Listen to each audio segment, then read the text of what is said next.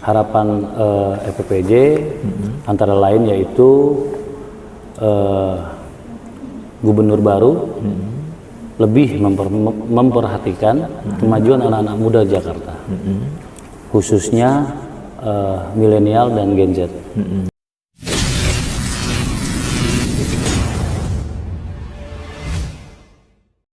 Assalamualaikum warahmatullahi wabarakatuh. Apa kabar teman-teman semua? Saat ini saya sedang bersama dengan Ketua Umum Forum Pemuda Peduli Jakarta atau FPPJ, yaitu Bapak Endrian Shah atau yang akrab disapa Bapak Rian. Apa kabar Pak Rian?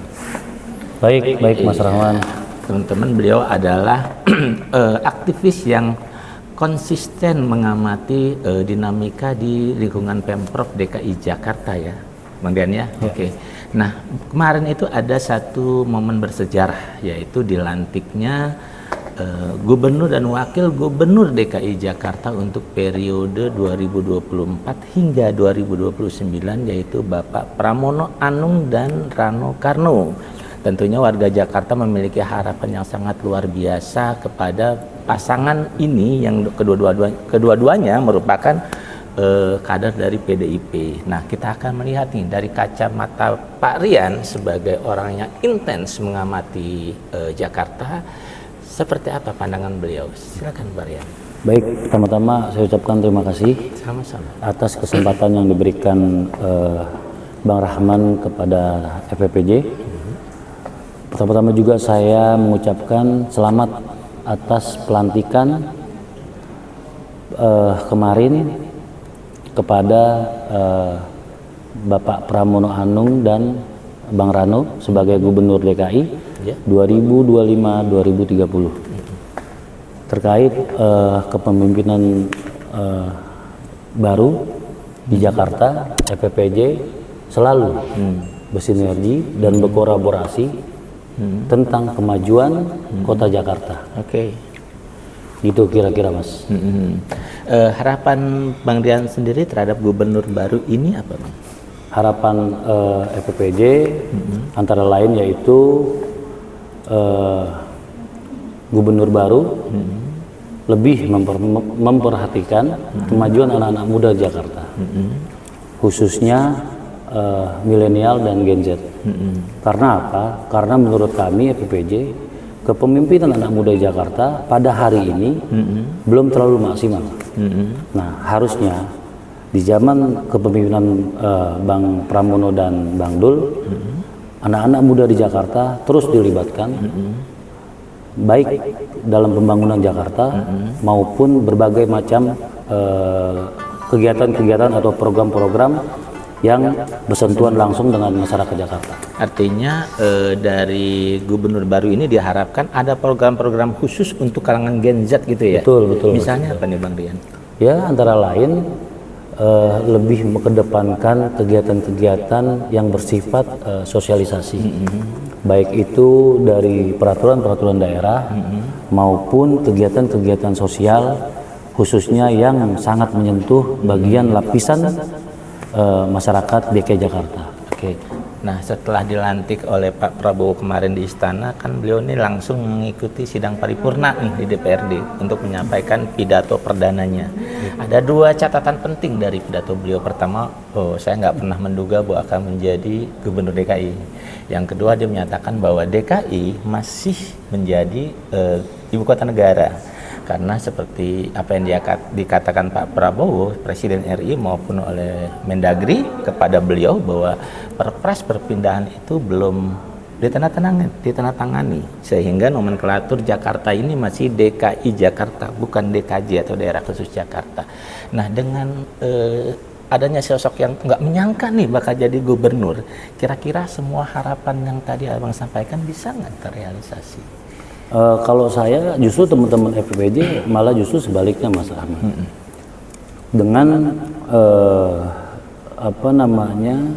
majunya Mas Pram dan Bang Dul, FPPJ pada saat itu mempunyai keyakinan penuh kalau beliau akan memenangkan kontestasi pilkada di Jakarta. Kenapa demikian? Karena kami menganggap sosok figur Mas Pramono atau Bang Anung lah ya dipanggilnya adalah sosok figur yang notabene-nya tidak mempunyai musuh satupun di perpolitikan Indonesia pada khususnya. Nah, terkait dengan semua agenda-agenda yang akan dilaksanakan atau janji-janji politik yang akan dilaksanakan oleh Bang Pram atau Bang Dul, kami dari Forum Pemuda Purwakarta sangat berkeyakinan semua program-program itu akan realisasi. Bang, yang menarik juga gini, kan kita tahu bahwa golput di Pilkada Jakarta yang dimenangkan oleh Pramono dan Rano itu tinggi, mencapai 42% lebih gitu ya. Itu mengindikasikan bahwa rakyat Jakarta pun sebetulnya sudah a priori terhadap partai. Nah, dan kita tahu bahwa PDIP selama 10 tahun ini punya kader yang menjadi presiden, yaitu Jokowi. Dan selama 10 tahun negara di tangan Jokowi itu dianggap nggak berhasil maju gitulah, bahkan banyak persoalan. Nah, dengan adanya 2 kader PDIP di Jakarta yang menjadi pemimpin Jakarta, Abang yakin nggak Jakarta ini bisa maju atau nasibnya akan sama seperti negara di tangan Jokowi?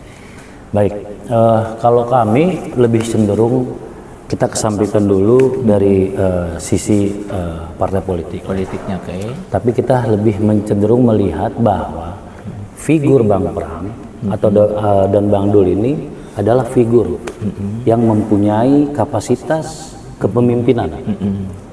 Kita tidak perlu ragukan lagi, Bang Dul pernah menjadi gubernur Banten dan Bang Pram dia 10 tahun kalau nggak salah ya, 10 tahun itu memimpin di Seskap. Nah, beliau paham betul bagaimana dinamika yang ada ya di lingkungan pemerintahan. Nah, FPPJ berpandangan bahwa dan terus berharap dan berkeyakinan bahkan Bang Pram dan Bang Dul adalah sosok figur yang bisa berkomunikasi baik itu di lingkaran internal Pemda sendiri bahkan bersinergi dengan pemerintah pusat. Oke, gaya kepemimpinan seperti apa yang diharapkan dari Bang Pram maupun Bang Dul? Kami dari FPPJ juga akan terus mengawal, ya kan. Yang pasti kami berharap sentuh lapisan-lapisan masyarakat bawah, karena kepemimpinan gubernur pasca Anies Baswedan telah selesai, tidak ada lagi nih sentuhan-sentuhan yang dilakukan oleh pemimpin Jakarta terhadap rakyatnya. Kira-kira itu sentuhan seperti apa nih? Ya mungkin bisa langsung terjun ke lapangan, ya kan, diadakan diskusi, ya kan, terhadap masing-masing. Misalkan Bang Pram atau Bang Dul datang ke wilayah, ya, menyentuh warga. Nah, hal-hal ini kan kita tidak pernah melihat lagi nih. Pasca Anies Baswedan sudah tidak menjadi gubernur. Kira-kira begitu. Ya, Bang, terakhir nih, kan saya pernah membaca nih bahwa kemenangan kemenangan Bang Dul sama Pramono dan Dul maksud saya di Pilkada Jakarta ini kan nggak lepas dari dukungan Anies Baswedan. Karena waktu itu katanya ada janji politik bahwa Bang Dul dan Bang Pram punya janji politik untuk melanjutkan kebijakan Pak Anies Baswedan ketika menjadi gubernur, termasuk dengan memasukkan warga Kampung Bayam yang saat ini terlunta-lunta ke rusun Kampung Bayam, gitu ya. Nah, menurut